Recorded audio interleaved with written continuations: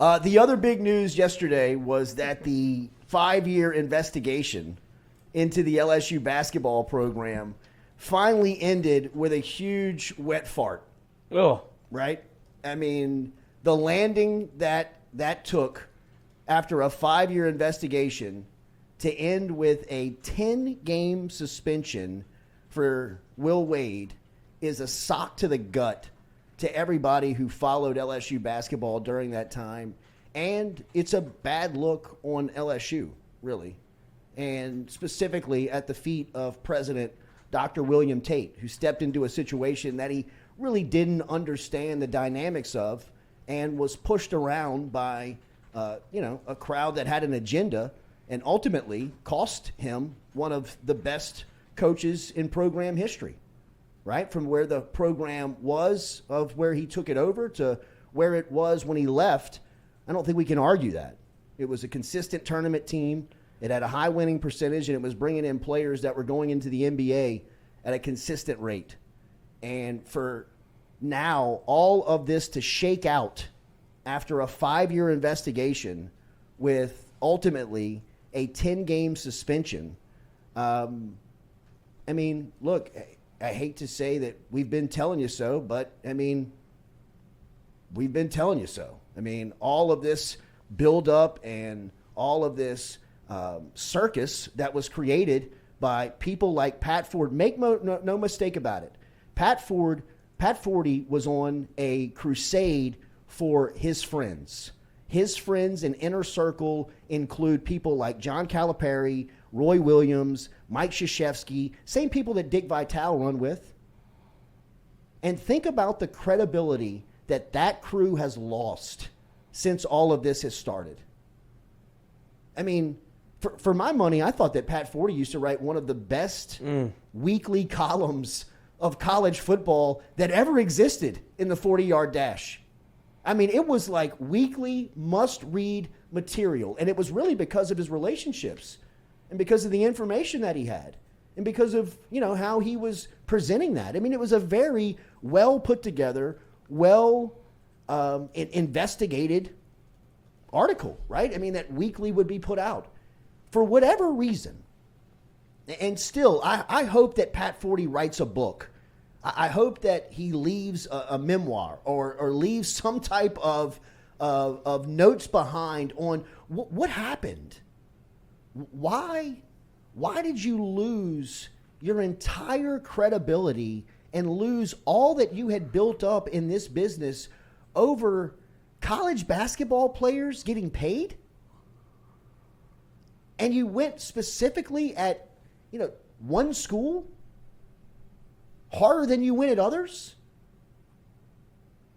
I know that had to be a bad day for Forde yesterday, having to tweet out that Wade was only shown a 10-game suspension. And for people that are barking about a show clause, obviously the show clause term has freaked everybody out by the NCAA, but McNeese simply showed cause of why they hired Will Wade, and he's on the job.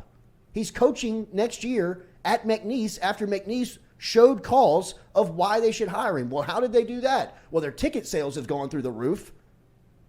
Their interest in enrollment has gone up. The recruiting around college basketball has definitely marketably improved. There's an interest around basketball in the city of Lake Charles has not existed. It's an easy show cause to the NCAA on why we want to do this. Okay, good. He's got the job.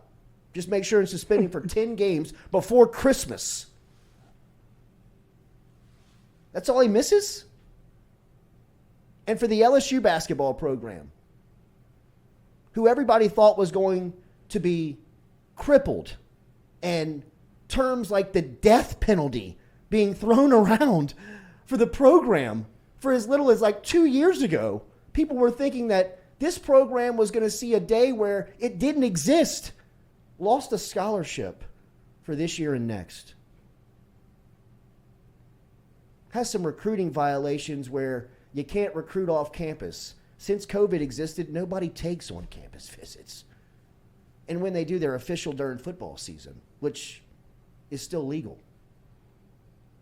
For the LSU basketball program and Will Wade, this was ultimately a slap on the wrist after 5 years of telling you that the program was going to be served the death penalty and that Wade was going to be blackballed from the sport.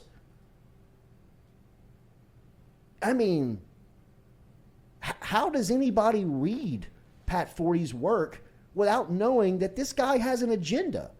I know people come here knowing that we have an agenda, that we cover LSU sports. You know that coming in. We're not hiding it. For whatever reason, Pat Forde still arguing. Did you see his tweet yesterday? McNeese has some explaining to do. No, they don't, Pat. They hired him. That was the explanation. The fact that you're still out there tweeting this like you have a case, like you have a leg to stand on, is really like, who's paying you? Who are you doing the dirty work for? There's no way you can be this incompetent to not see that you've lost everything over this, man. Everything. There's no way anybody could read your work and say, yeah, he's non-biased. Yeah, he doesn't have an agenda. Yeah, this guy's not, he's not some rogue writer that's just out to get people. I mean, what was all of this about? What was all of this about over the last 5 years where you promised that, following Will Wade to SEC media days and asking him all of the hard questions that you showed up to ask, and 10 games? I know that had to be hard to tweet out yesterday. That has to be difficult after ruining what was a really good career as a writer over college basketball paying players, which is now legal. I mean, well, their programs are on probation. Everybody's on probation. Everybody's under investigation. Everybody's being watched like a hawk. Everybody's getting turned in behind each other's backs. LSU knows the rules that they have to play by, both in football and in basketball. Being on a probationary status means jack shit. Means nothing. Means nothing. All of that yesterday really is a lot to do about nothing. Vacating wins. Vacating wins. What does vacating wins mean? It's another way that the NCAA thinks that they can play God. Hey, that didn't exist. Oh, really? Because I remember Reggie Bush winning the Heisman, and I'll never forget those highlights.